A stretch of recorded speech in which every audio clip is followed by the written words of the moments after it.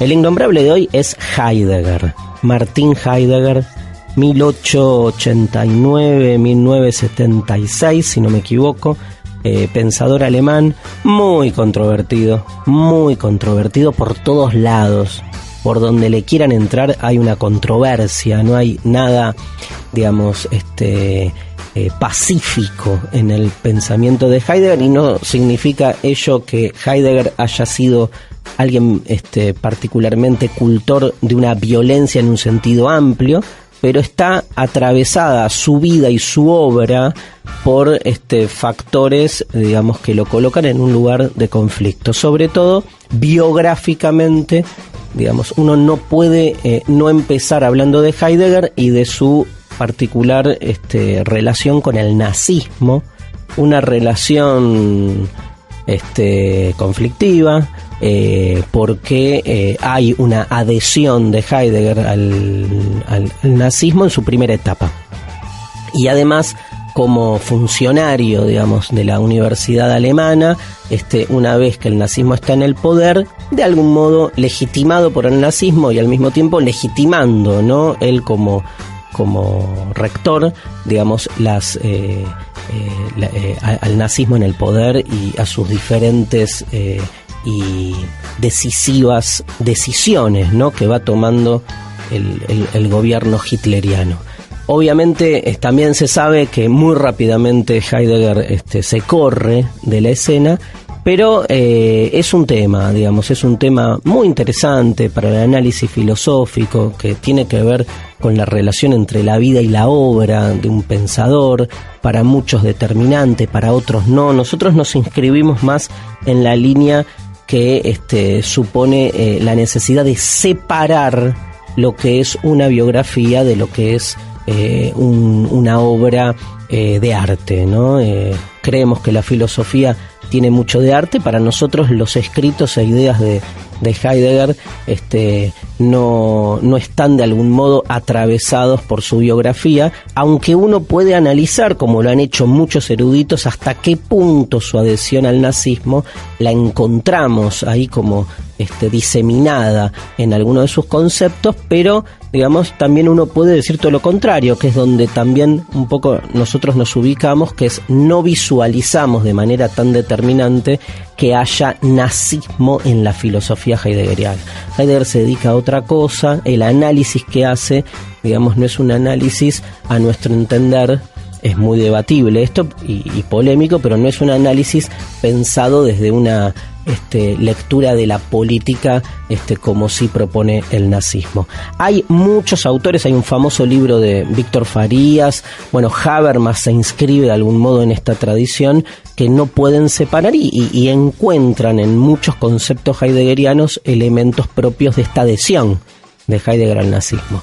Yo creo que realmente si uno encara desde ese lugar a los autores, digamos, todo se vuelve todo se vuelve en algún punto un poco más superfluo, y no lo digo peyorativamente, quiero decir, todo pensador radical entonces tiene siempre algo de nazismo, tiene siempre algo de de una lectura por ahí tan traumática de lo real que la deja patas para arriba, ¿no? Y entonces el cuestionamiento tan radical que hacen una serie de autores contemporáneos a las condiciones de existencia, si uno quiere, las puede colocar debajo de un título llamado nazismo, fascismo, autoritarismo, y me parece que en realidad, digamos, cuando uno lleva el martillazo desde la filosofía para desmontar formas conceptuales que se inscriben en el sentido común,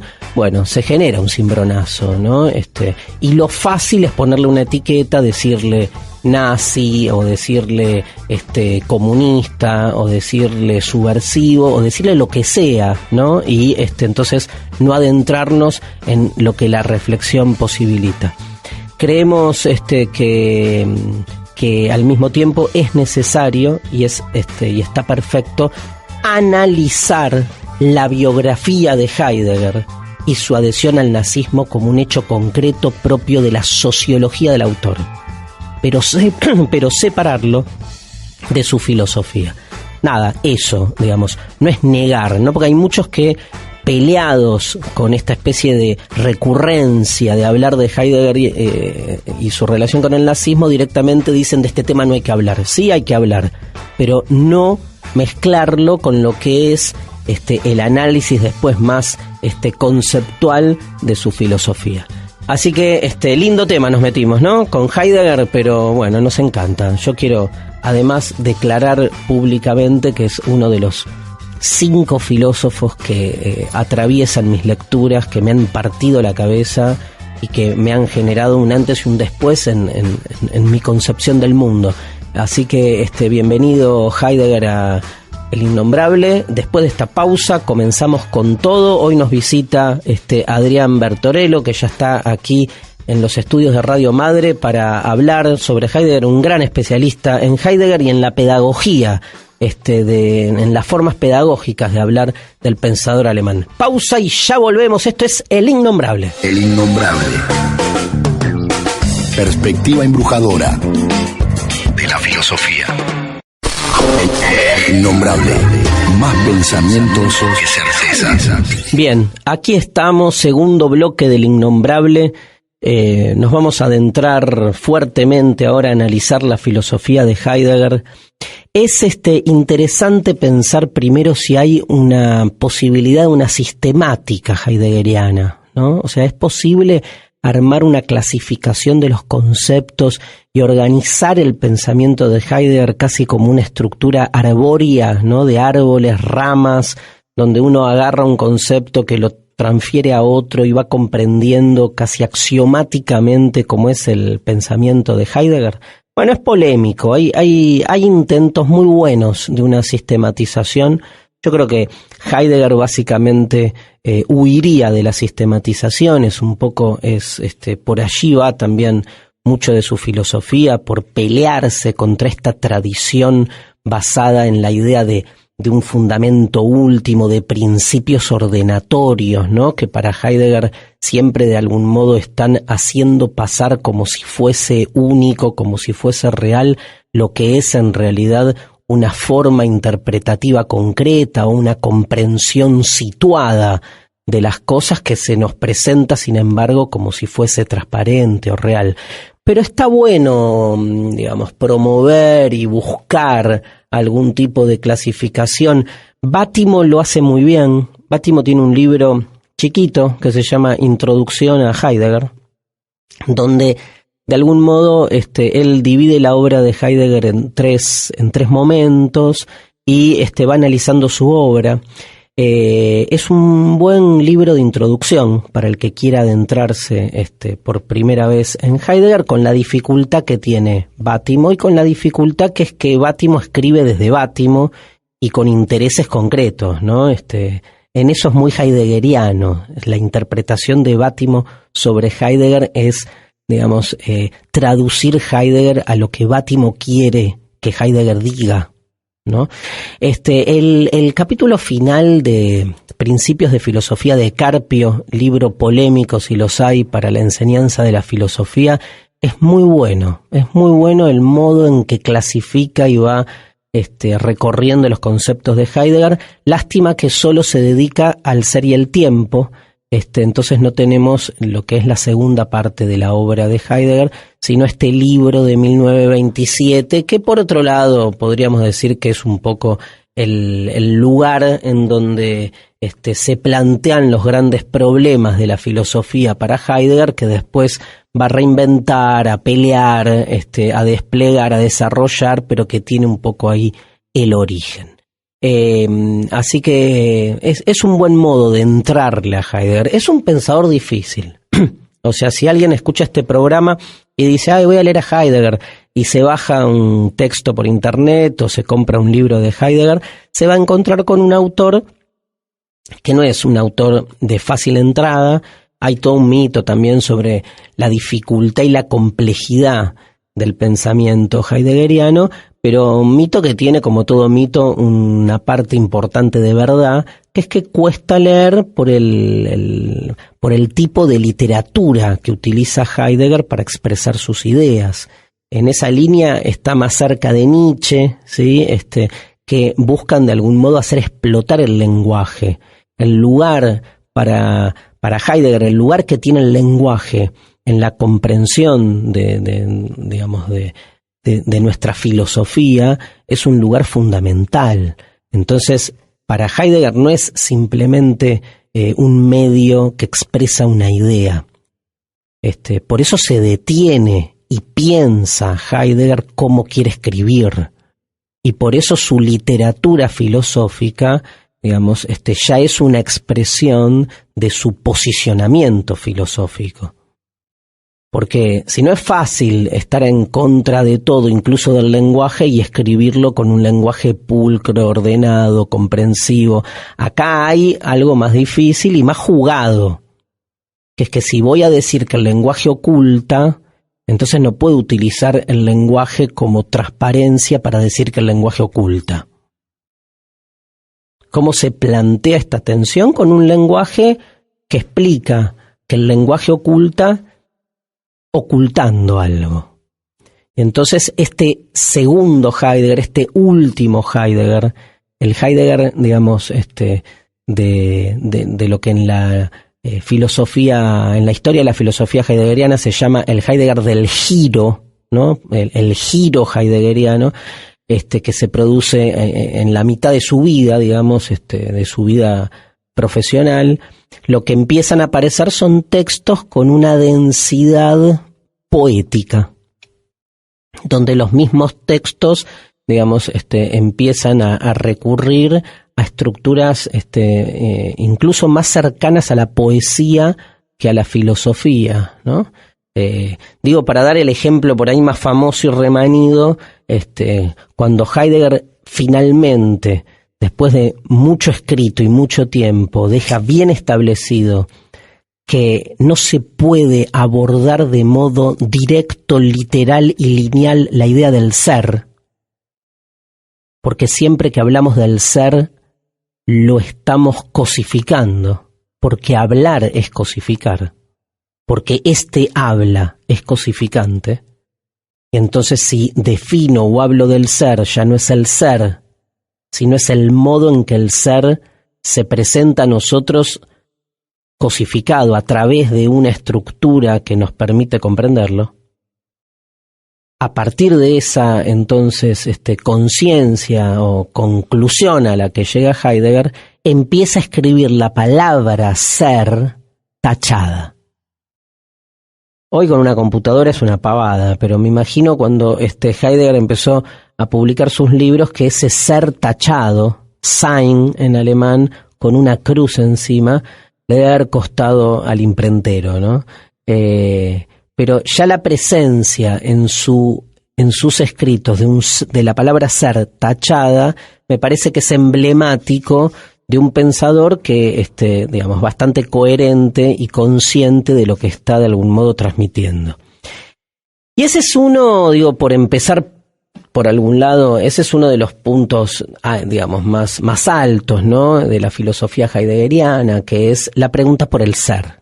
O sea, Heidegger es de esos pensadores que en pleno siglo XX dice, a ver, estamos inundados de objetos. El mundo se ha ido para un lugar concreto. No metamos la ética por ahora, ni bueno ni malo. Concreto. O sea, del origen, si lo hay, como diría Derrida, ¿no? Si lo hay, el origen, que vamos a ver que para Heidegger el origen es de algún modo sin origen o es un origen infundado o abismal, como le gusta más bien decir a Heidegger, pero de ese origen a hoy ha pasado mucho y se ha transformado mucho y se ha ocultado mucho, porque de ese origen que de algún modo pervive en nosotros, digo, en ese origen no existía McDonald's, ni radio, ni luz, ni casas. El ser, el origen, lo primero, el que las cosas sean, porque McDonald's, la radio, la casa, todo eso, antes de ser McDonald's, la radio, la casa, antes de eso, todas esas cosas son.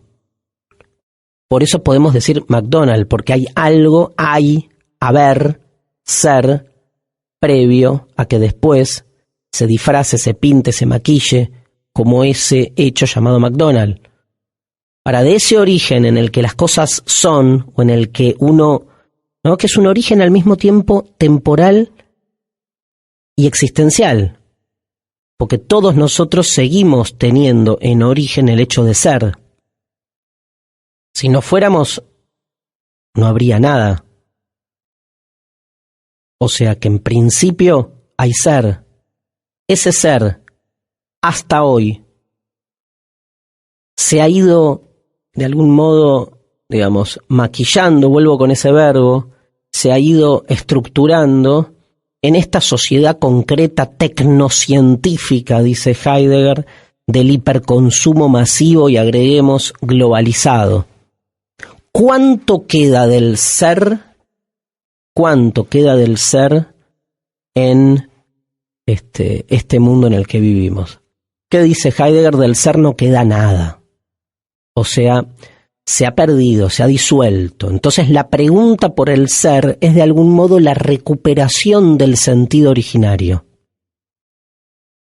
Y acá todo el mundo salta, dice, qué bueno, grosso, salta copado, ¿no? Como aplaudiendo, diciendo, bien, alguien que pone los puntos sobre las íes, alguien que nos dice que hay que recuperar el sentido.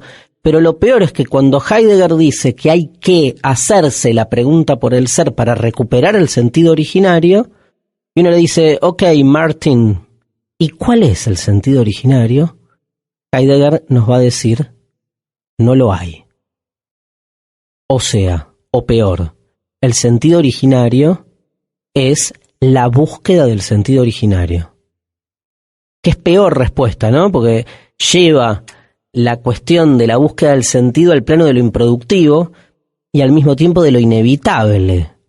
No podemos no buscar un sentido originario que en el fondo no lo hay.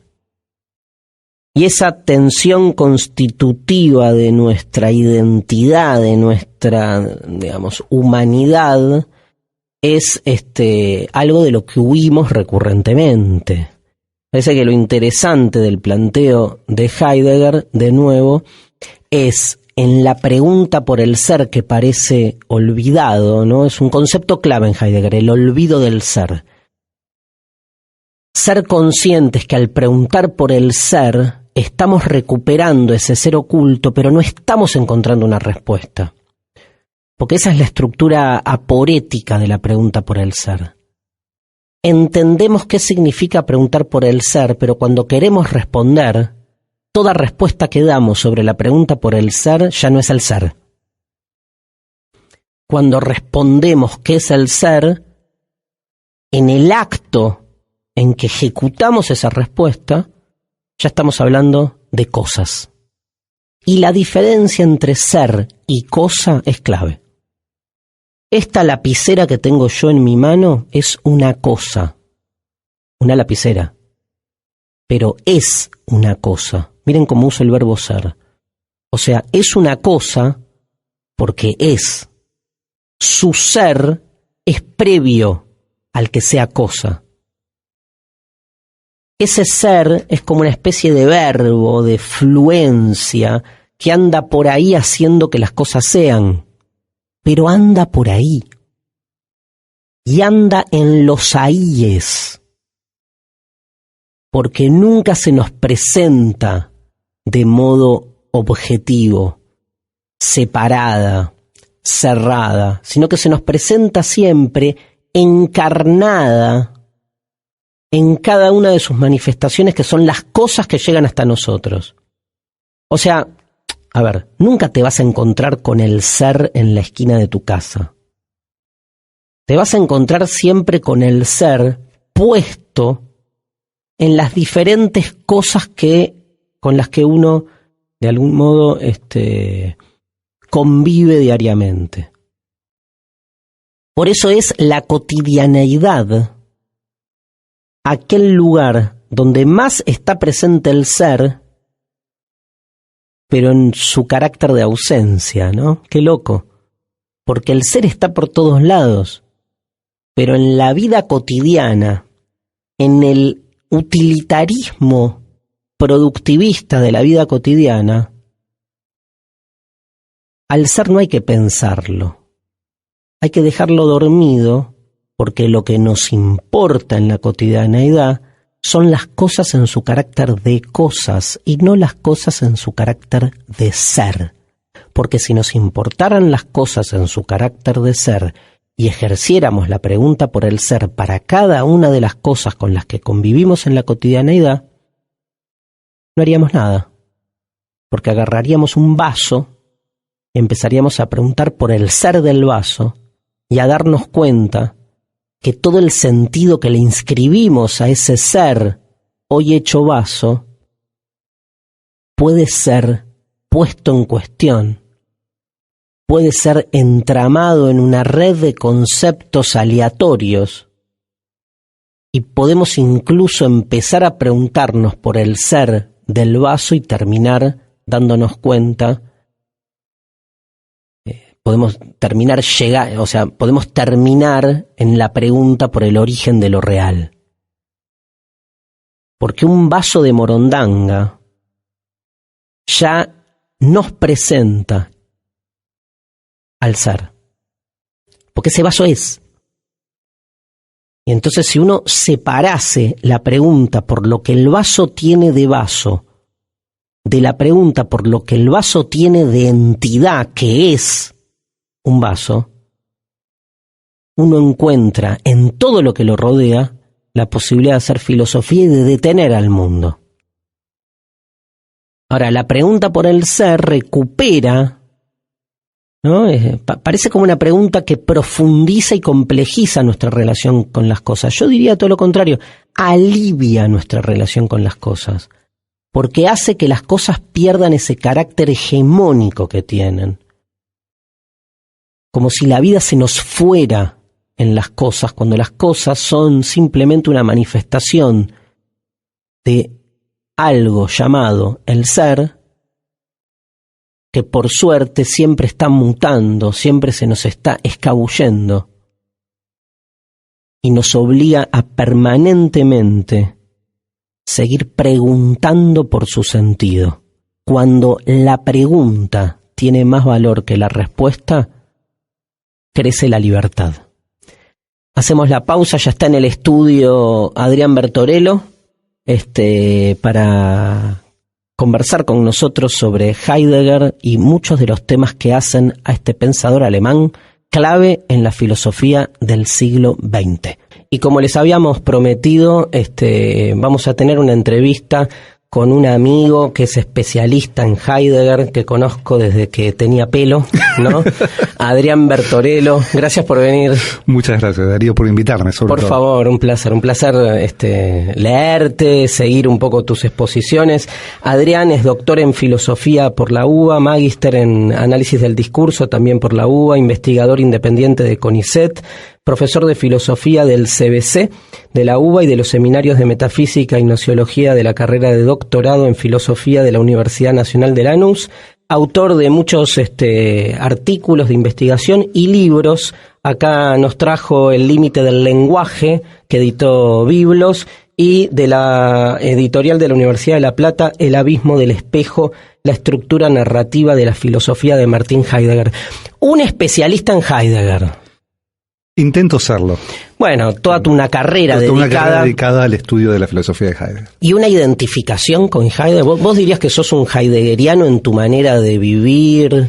Y depende qué entiendas por identificación y qué aspecto de Heidegger implica una identificación. Qué bueno eso, ¿no? Porque no hay un Heidegger. Primero que no hay un Heidegger. Y después, digamos, vamos a partir de una frase de Nietzsche que dice, una cosa soy yo y otra cosa son mis obras. Tal cual. Digamos, no creo que tenga una identificación con el personaje histórico Heidegger.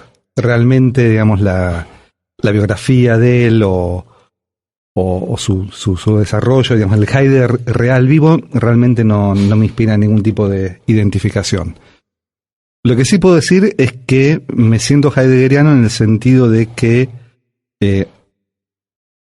acepto, si querés, el punto de partida y el modo como elabora su filosofía. Claro. ¿No? O los problemas de la filosofía de Heidegger trato de que sea en el punto de partida de mi investigación. Ahora, qué loco cómo, digamos, este tema de la persona y la obra, ¿no? Que bien vos citas. Creo que no hay otro personaje en la historia de filosofía similar a Heidegger donde se plantee tan fuertemente ese conflicto. Claro, exactamente.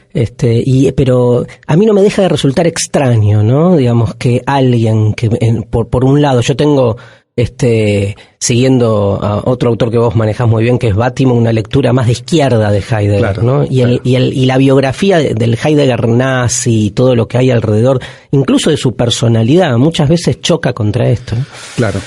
Sí, digamos, es una decisión, digamos, de tipo metodológica, me parece. Uh-huh. Digamos, cuando uno, digamos, se pone a estudiar filosofía, uno aborda la obra de un autor tan complejo como Heidegger o como cualquier otro, me parece que siempre tiene que, digamos, abordar esa obra desde los intereses que uno tiene. Sí, sí. Y así como, digamos, Bátimo abordó a Heidegger desde su preocupación por, digamos, el nihilismo, la posmodernidad, etcétera, y desde ahí hace un recorte, me parece que hoy hay que hacer exactamente lo mismo. Entonces, cuando uno recorta la obra de un autor desde los intereses metodológicos de investigación de uno, hace esa distinción entre lo que sería, digamos, el enunciador real y cuál es el enunciador que está implicado en el texto. Porque si no tendríamos justamente una lectura totalizante, que es lo que de algún modo el pensamiento de Heidegger intenta desmontar, ¿no? Porque claro.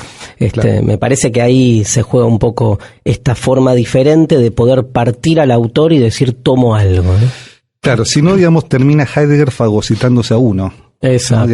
Digamos, todo autor así que tiene un pensamiento muy original, muy radical. Digamos, si uno no toma ciertos recaudos de lectura, termina siendo una especie de repetición ad literam de su pensamiento. Entonces ya deja de hacer filosofía y se transforma en una suerte de escolástica heideggeriana. Tal cual, sí.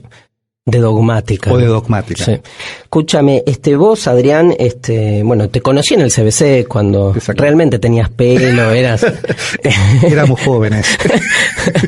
Éramos buenos. Éramos buenos. Y bueno, seguimos compartiendo la docencia en el CBC, que es un lugar bastante emblemático de ese cruce entre lo que puede ser una pedagogía por ahí más, una pedagogía más ligada a la iniciación y lo que es después ya universitariamente hablando, digamos, el desarrollo de un pensamiento. Voy a esto por lo siguiente. Vos acabás de nombrar cierta complejidad o sofisticación, o sea, todo el mundo sabe que leer a Heidegger no es fácil. Entonces te hago una pregunta con una mano en el corazón, la derecha. Estoy tocándome el corazón, de verdad. A ver, ¿cómo poder dar Heidegger en el CBC? O sea, ¿cómo poder darle Heidegger a un chico de 17, 18 años que tiene, digamos, múltiples conflictos de formación y que está realmente empezando a aprender a escribir? Muchas veces a vos te pasará, como a mí, que corregir un parcial es un castigo, ¿no? Divino. ¿Cómo se trabaja una pedagogía con Heidegger? Mira, es una muy buena pregunta porque yo estuve yo hace más o menos unos 20 años que estoy en el CBC y durante muchísimos años nunca lo enseñé a Heidegger, justamente porque me parecía que era un autor inabordable para un contexto como es el CBC, sobre todo en la sede que estoy yo, que es Ciudad Universitaria, donde mayoritariamente los alumnos no siguen filosofía, sino que siguen arquitectura y diseño gráfico. Para el que no sabe, el CBC es el ingreso a la Universidad de Buenos Aires y estudian filosofía alumnos que no necesariamente son de filosofía. Bien. Claro. Con lo cual, siempre, digamos, yo expuse unos 5 autores clásicos, ¿no? Platón, Aristóteles, Descartes, Kant y quizás algún empirista. Nunca pasé de esa línea y con eso ya llegar a Kant me parecía que era, digamos, el sumum de la dificultad para un alumno.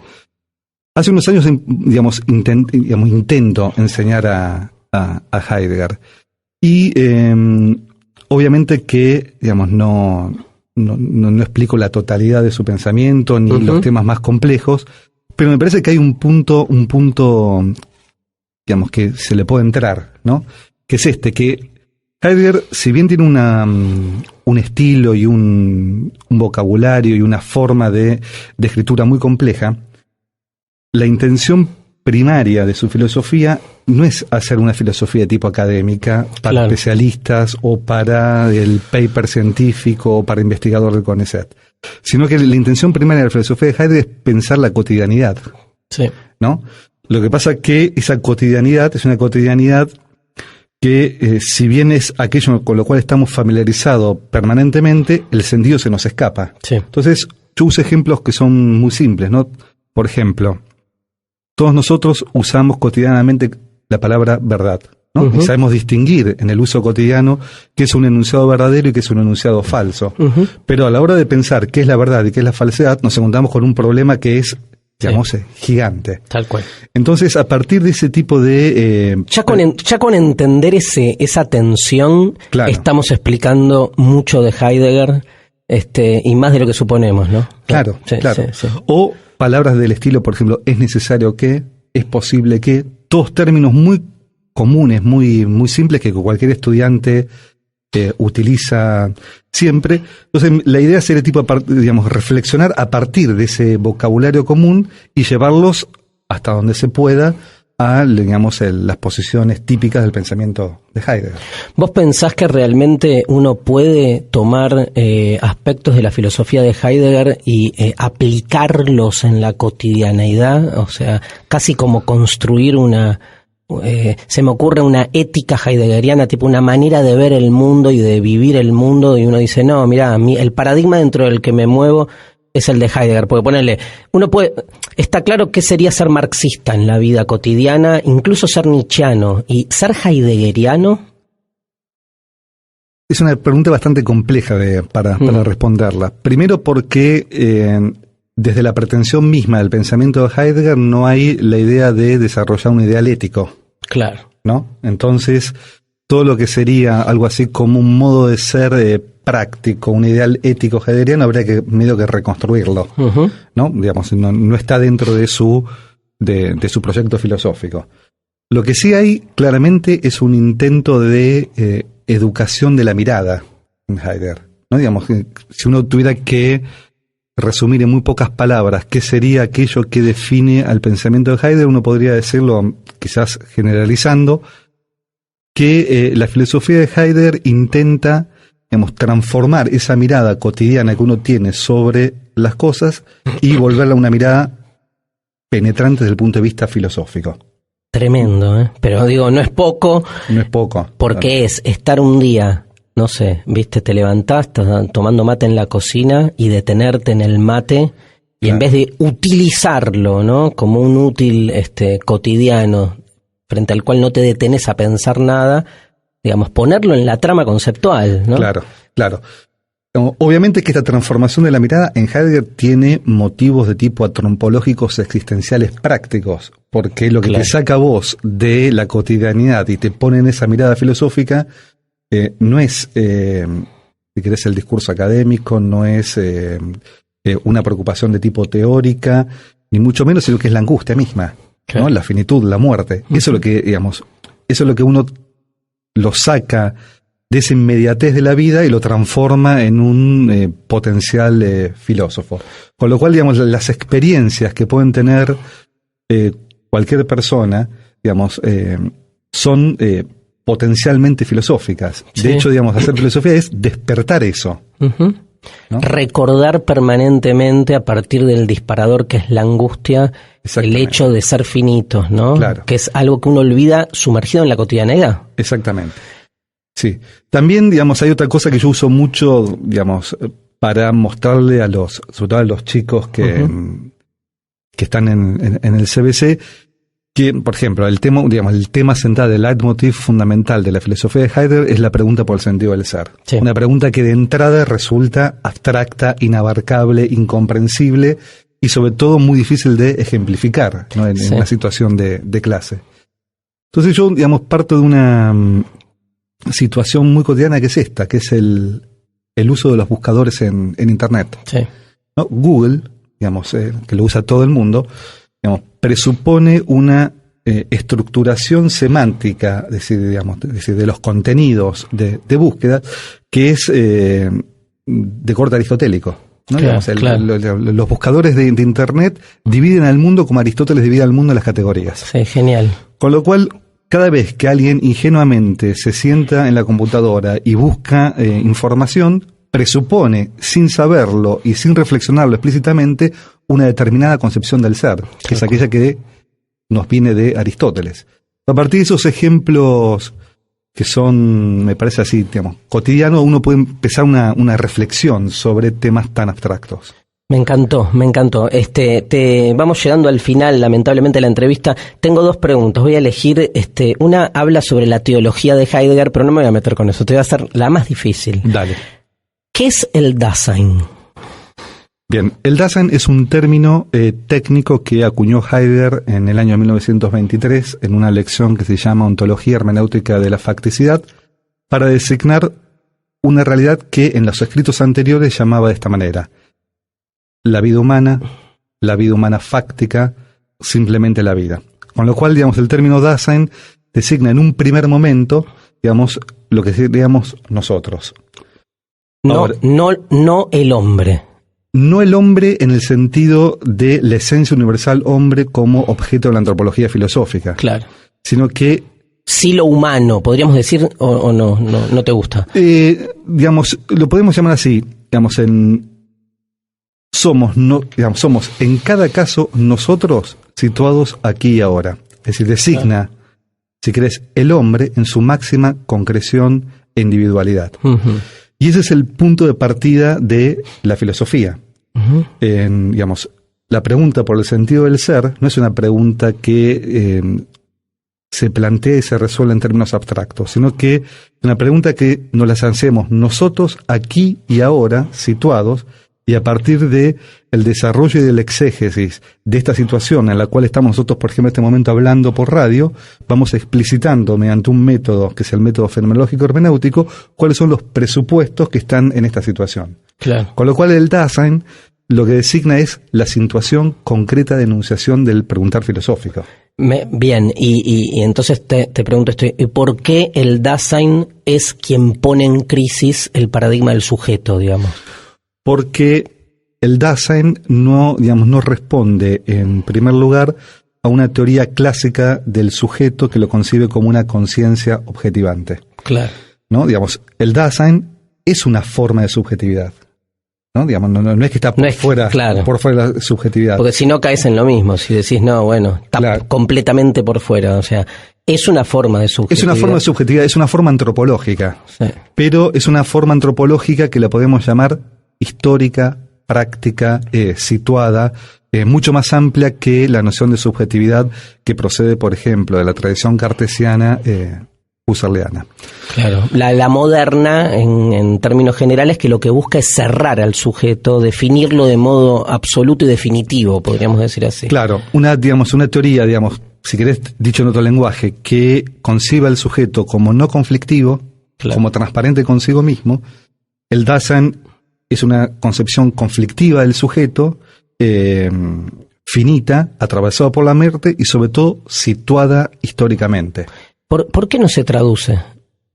En realidad, Gauss lo tradujo Dasein por ser ahí. Ser ahí. ¿No? Y a partir de la traducción que hizo Rivera, él propuso simplemente mantener el término Dasein como un término técnico, del mismo modo que se usa, por ejemplo, en filosofía moderna, el cogito para decir el yo pienso cartesiano. Claro.